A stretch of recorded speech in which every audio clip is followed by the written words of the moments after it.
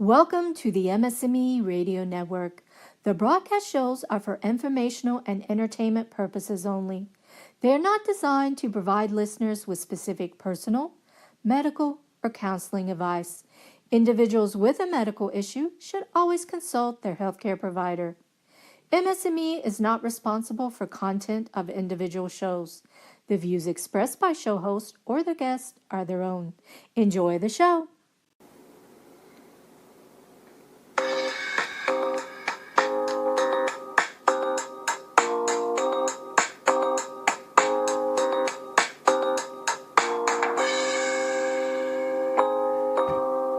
Hi there.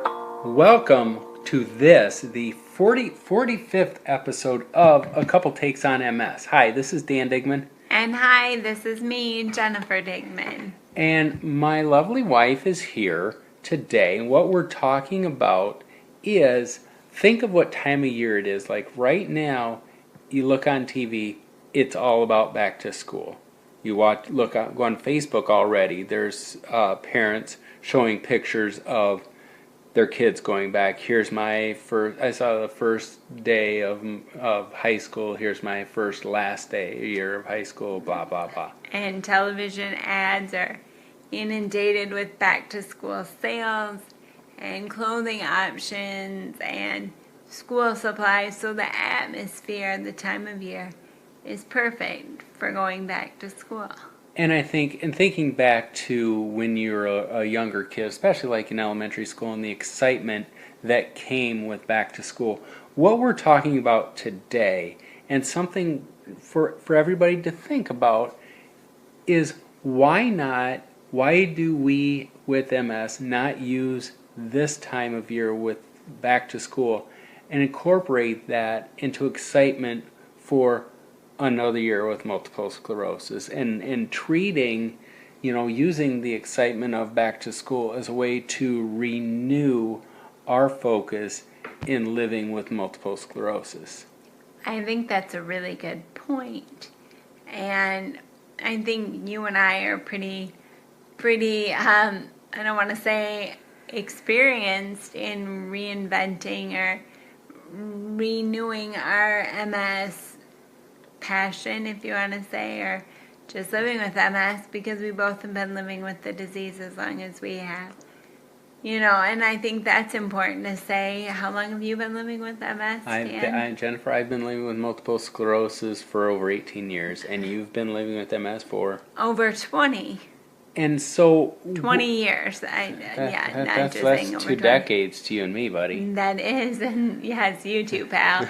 But multiple sclerosis, no matter how long you've been living with the disease, I think every once in a while you need to stop and take inventory on what the disease is like in your life. And thus, we are like taking MS back to school.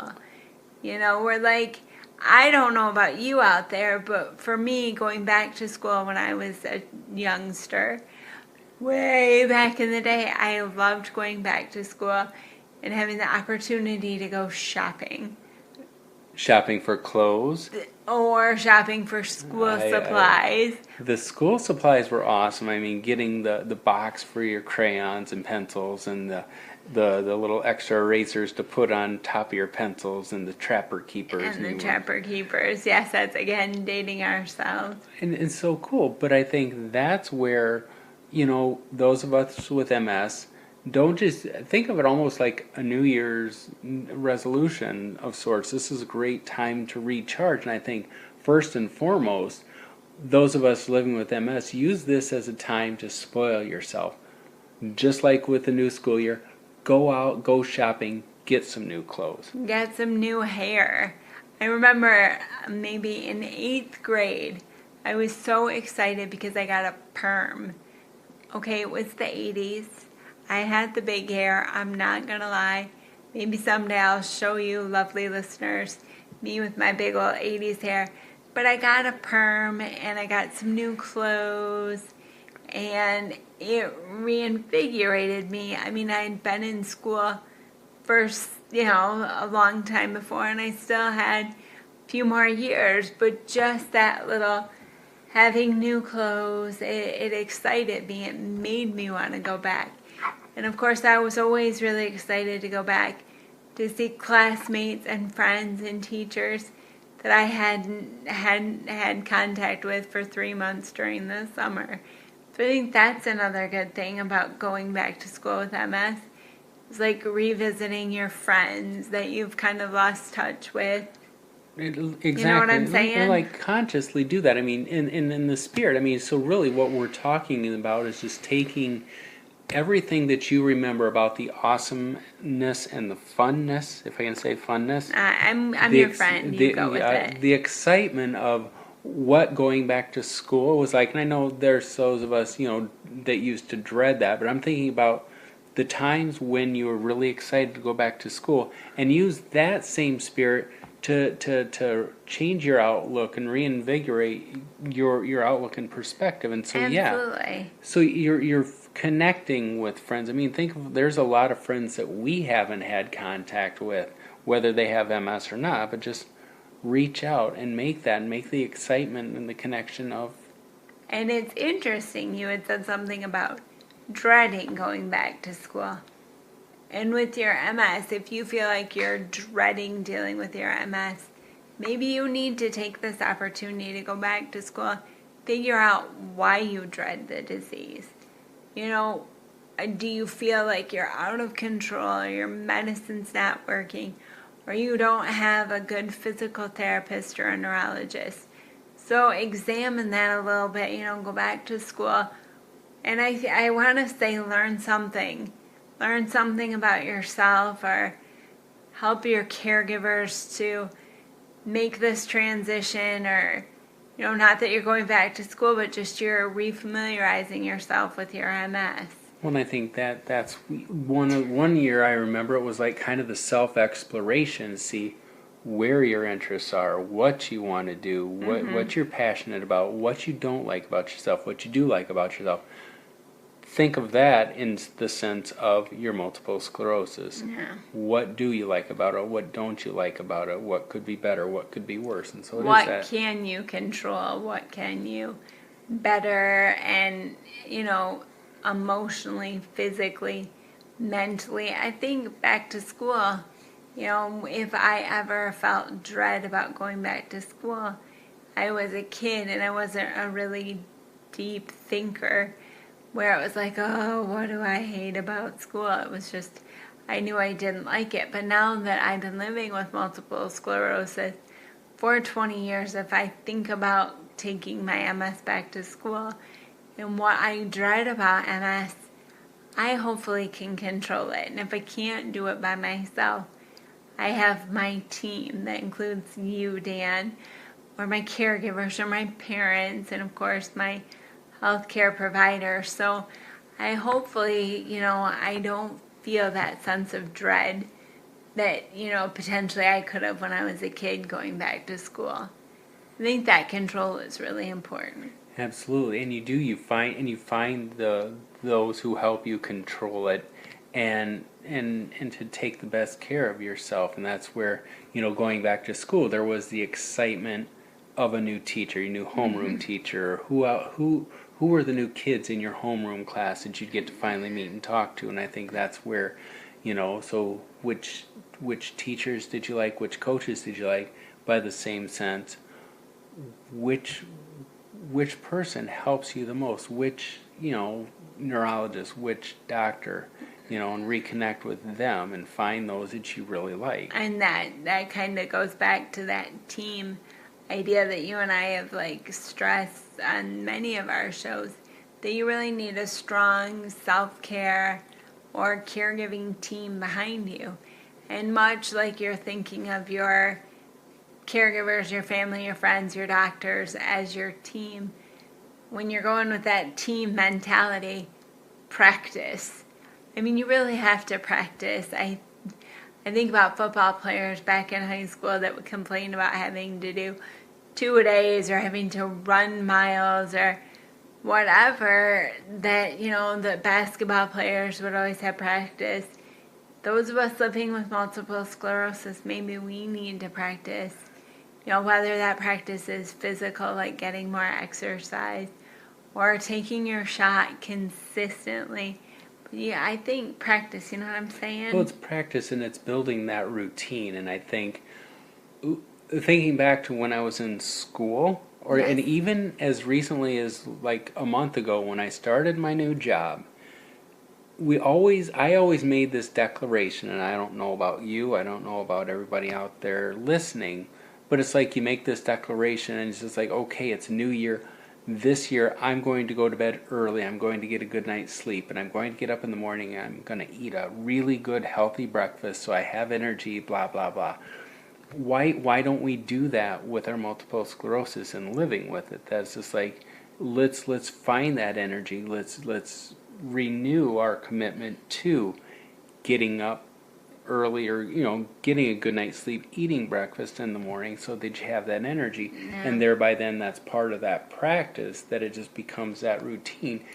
And to do the 2-a-days, to do the practice, to do your stretching, taking your shots, taking your oral medication, whatever you have for disease modifying therapies. But it's like building on that so that we're ready for the competition. I mean, because you do that. I see what you're saying. So that we, living with the disease, we're prepared physically and mentally and I don't want to say medically, but just because we have multiple sclerosis and you never know when this stuff is going to punch you and make it difficult. Yeah. But if we're prepping ourselves and doing all that we can to prepare for these quote unquote competitions, we'll be able to weather those storms a little better. I would hope, and that is why, you go back to school and you not only physically, practice and things, but school is all about learning. And I think, having been diagnosed with the disease as long as we both have, it's easy to feel like, oh, I've got this. And, maybe I don't got this. And I do need to do some learning, and I need to read up on some new medications that are available. Or, like you said, oral disease modifying therapies. Or a new, symptom management. I think that just because I'm not technically in school doesn't mean I can stop learning. And this disease, there are new announcements or new press on MS, if you will, all of the time. And that's why it's really important to stay connected with the research, with the new studies being done, and just stay involved. Heavens, look on Facebook, see what people are talking about. And I think that learning, that's the whole point of school. And because we're not physically in school doesn't mean we should stop learning. Well, we still have a lot of learning to do with multiple sclerosis. I think that, after you've had it for 2, 5, 10, 15, 20 years, however, 30 years, it's almost like you get this sense and feeling of like, I know all there is to know about multiple sclerosis. It's supposedly autoimmune disease, immune system attacking your blah, blah, blah, all these things. But there is so much new. It's like those of us living with MS, it's like, think of school, and you were elementary, secondary, college, master's, whatever. Mm-hmm. Your learning has to intensify and get deeper with this and understanding of things the longer we live with it, because there's so many complexities to this disease. And not only do you have to learn, but educate, share your information with your family, with your caregivers, with your friends if they want to listen. I hope that they do. And you don't want to be a blah, blah, blah, MS. But, it doesn't hurt to just maybe throw a few facts out there, or to just try and tell people a little more about the disease that you're living with. Because you aren't the only person that's living with multiple sclerosis. That's a point you and I drive home as often as possible. We need to educate those that we're fortunate to have around us. And I think that's where we almost, it's like those of us with MS become the, I don't want to say ambassadors, but or teachers' pets. It's like we become the tutors, the educators. We're the ones who are helping to teach other people about the disease. And I mean, how would you, or helping students who need that. So I guess that'd be tutors. Yeah, I believe that would be a tutor, and we just want, I want people to understand this disease. And I find, much like I did in high school, that if I can explain the disease, I can understand it better. And I'm sure you probably remember, Dan, Beck, like when you would have a teacher say, well, if you can explain blah, blah, blah, crazy mathematical theory, then that proves that you understand it. If you can explain it to another person, or you can bark out some history facts to another person, then you understand. And I think that's really important, is to understand your disease. You need to be able to explain that it's a disease of the central nervous system and the destruction that is happening to the myelin sheath, and as you so eloquently put it, the blah, blah, blah. But I think that's really important to be able to explain to yourself and to the people around you, and vice versa. When your doctor tells you about new things and new research being done, you need to understand that. And that's why, much like MS going back to school, never stop learning. The disease is constantly changing in your body, and just the education or the facts that are out there about MS are constantly changing. And that's where, once we get our learning on, and I think that's where one of the things that we, in terms of higher ed marketing, we always talk to students who are encourage the experiential learning.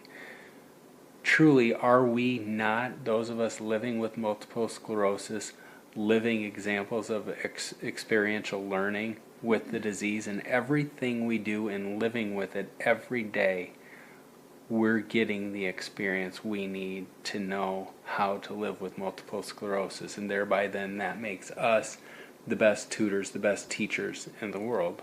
That's deep. That's really Did you like deep. that? Did you like where I went with that? I did. And I'm thinking about handicap parking. Just go with me on this. Okay, I'm with you. Okay, there has been a lot of talk about handicap parking and the placards and people, whether they have a disability or whether they don't. And unfortunately, there was a case a few weeks back where a man shot another man, and it was rooted on a handicap parking space.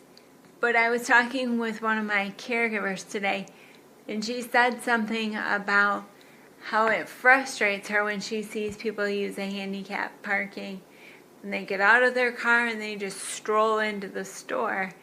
And I'm like, yeah, maybe they stroll into the store, but do you sit there long enough to wait for them to see how they look when they come back? You know, it's like when I used to walk, when I was still walking, I would almost feel like I had to limp on the way in because I walked so healthy.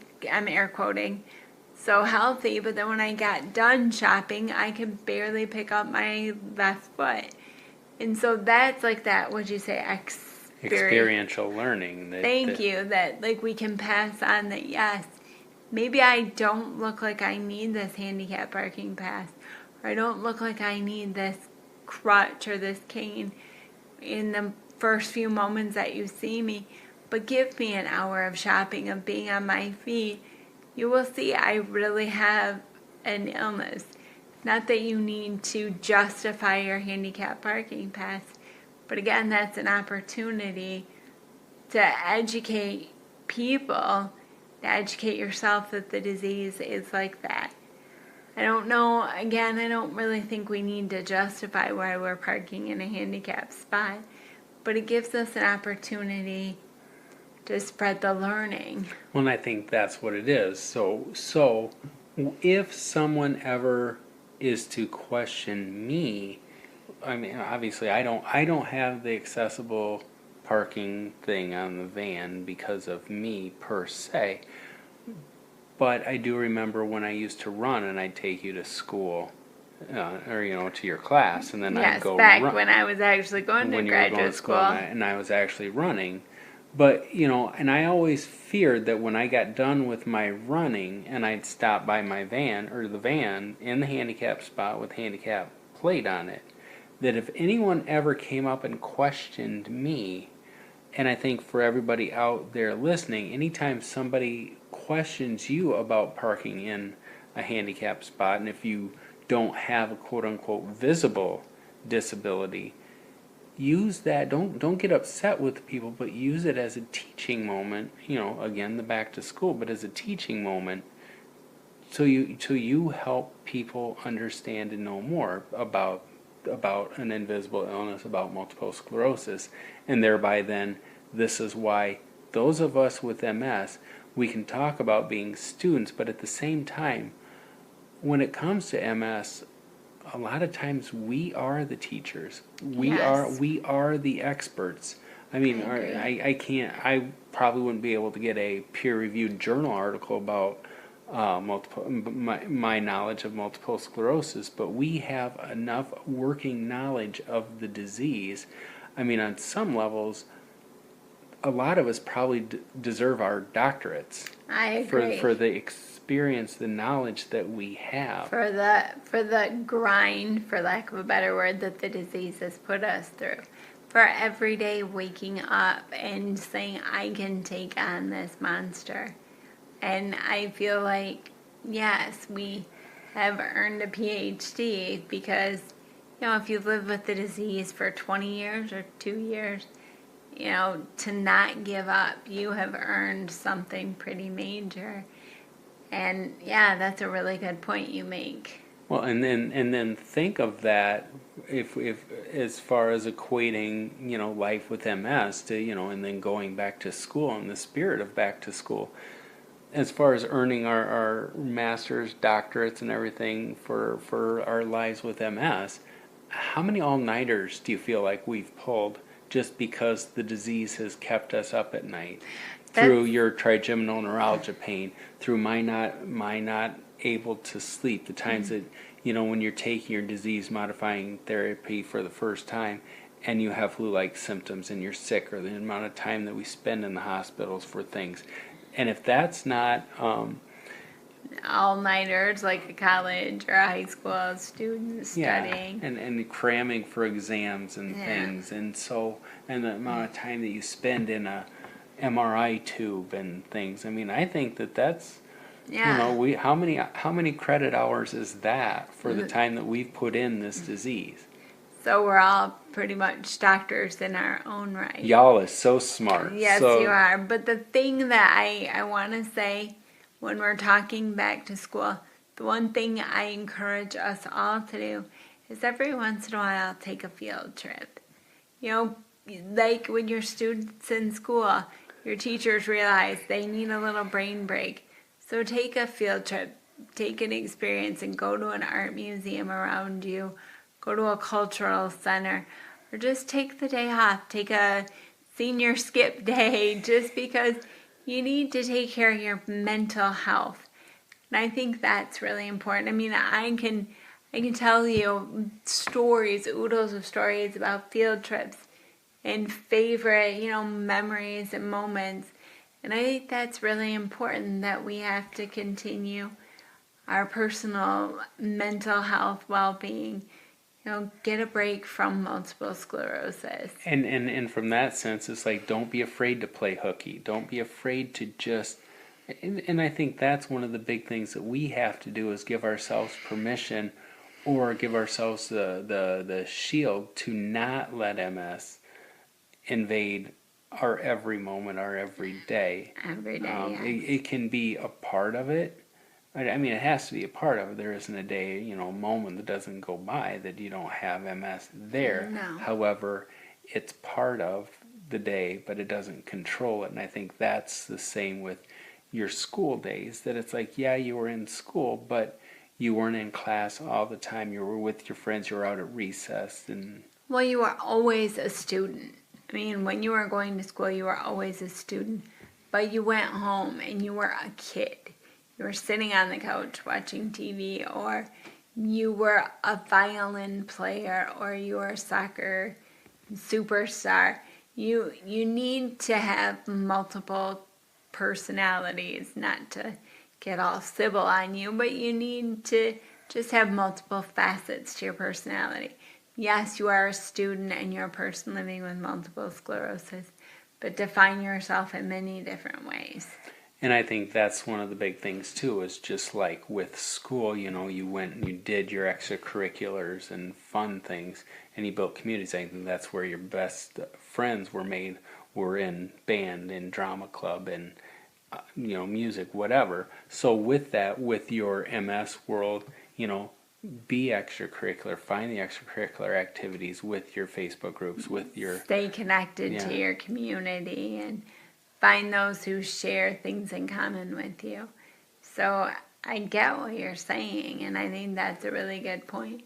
And I feel ready to take MS back to school. And I think that's hopefully then everybody out there, let us know. I mean, as far as going back to school, use this time to recharge yourself and get control and get a handle on multiple sclerosis. And just, realize that there's a lot that can be done in this quote-unquote school year to really put yourself in charge of your disease and to make the most of multiple sclerosis. And so use that happy back to school. Take your MS back to school.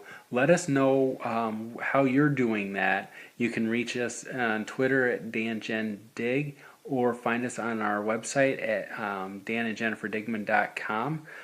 Thanks again for tuning in to A Couple Takes on MS.